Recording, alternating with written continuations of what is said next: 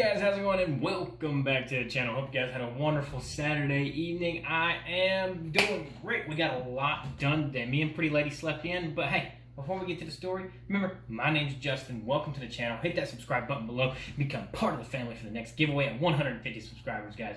But jumping right on into the video today, as you can see, you got my daily normal. Just a little bit middle of the night. Alright, so also you can see fresh out the fridge. Alright, so the video today, we done this video the other day. It was Ryan's Irish whiskey liqueur. So this one is cold Irish whiskey. So we were curious on if it tasted any better from the cold out of the fridge or if it tasted better off the shelf. So with it being a liqueur, I'm sure being out of the fridge is going to taste way better. Alright, so we're going to pour some glass.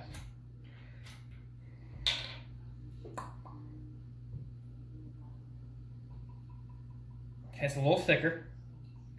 I can see that from just pouring it. It's definitely a lot thicker than it was straight off the shelf. It was a little bit more thin coming off the shelf. Smells the same. Of course it does. Why wouldn't it smell the same?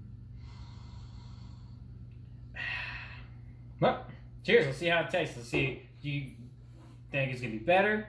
Worse, the same, but I'm hoping for better because I like my liqueurs just a little bit on the colder side, so I'm pretty excited about it. I let it sit in the fridge for about 2 days. Today's day 3 that it's been in the fridge, so it's had plenty of time to chill. So, cheers.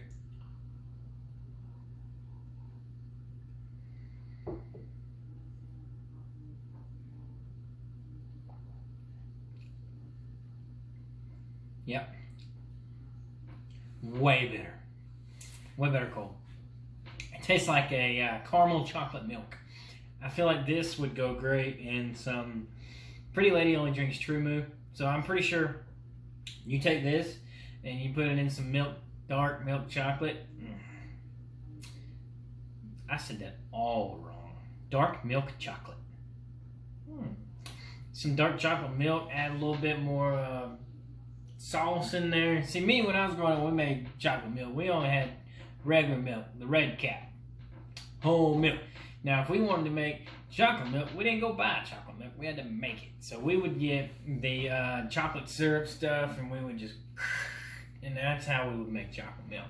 But, I'm telling all my secrets. Great. It's got a better taste. It's a little thicker. It's more like a melted milkshake type thickness. That's about where it's at. It's not like terribly thick, not like a warm ice cream thickness, but it's definitely like a milkshake thickness. Not a cookout milkshake. A cookout milkshake is thick, and that's how thick that is. But it's really good. Tastes great.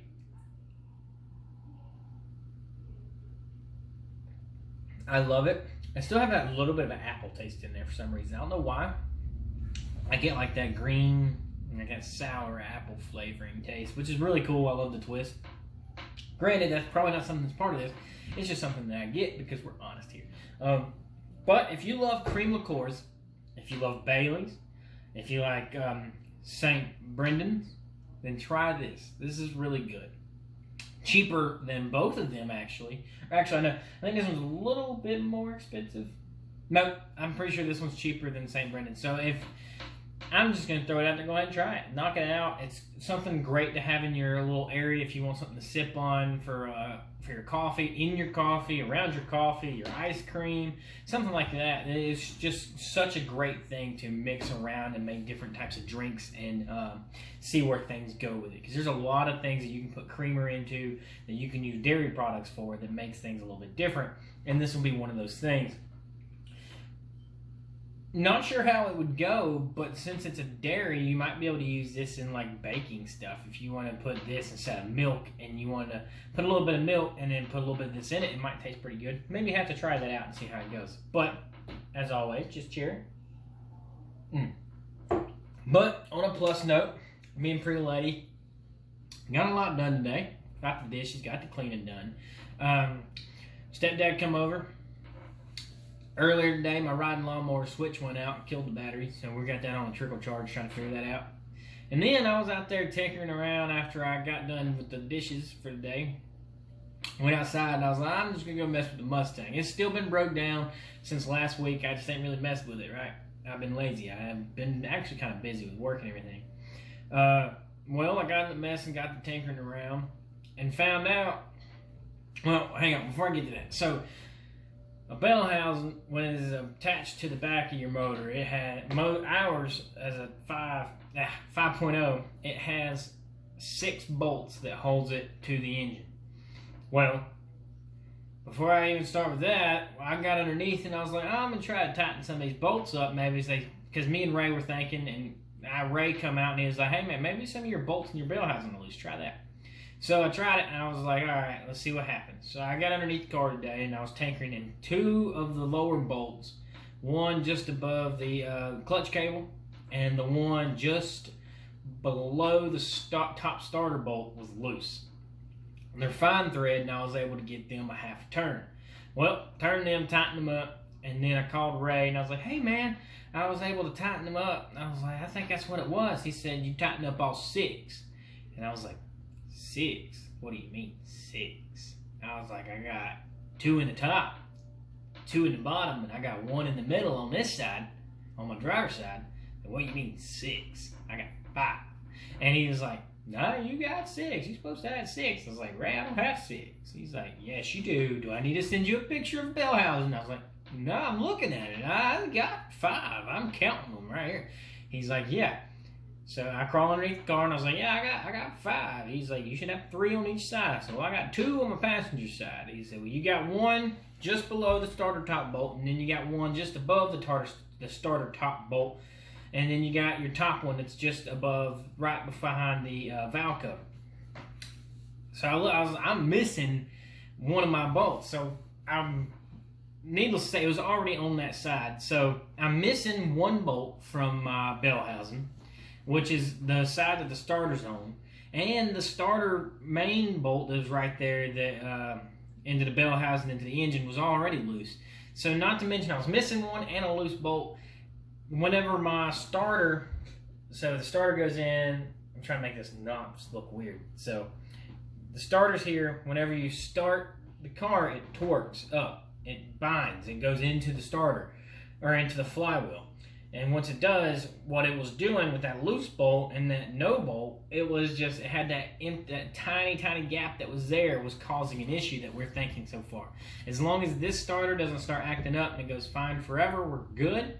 If it starts messing up, then we're going to go back to the flywheel option. But as of right now, I went and bought 2 new starter bolts. I bought 1 new bell housing bolt. And actually, one of the starter bolts was actually, the hole was stripped out, so we ended up putting a nut on the end of it. And then the bell housing bolt was a little bit too long, so we put some washers on it, because that works.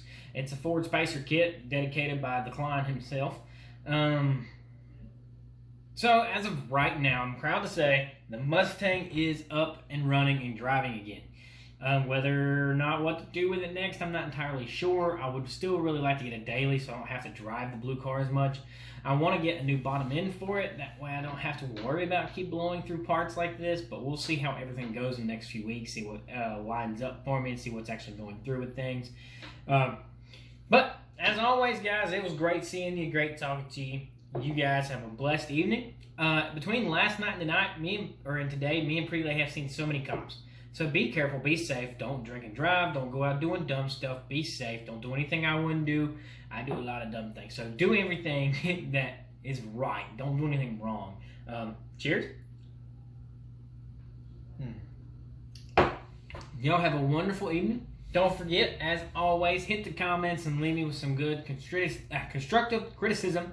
If you guys would like to see anything new, try anything different, or whatever you would like, I don't mind. On top of that, hit the like button. It helps the video get out there just that little bit more, and for more viewers to be able to see the channel, to where I can't actually reach them without likes on the channel.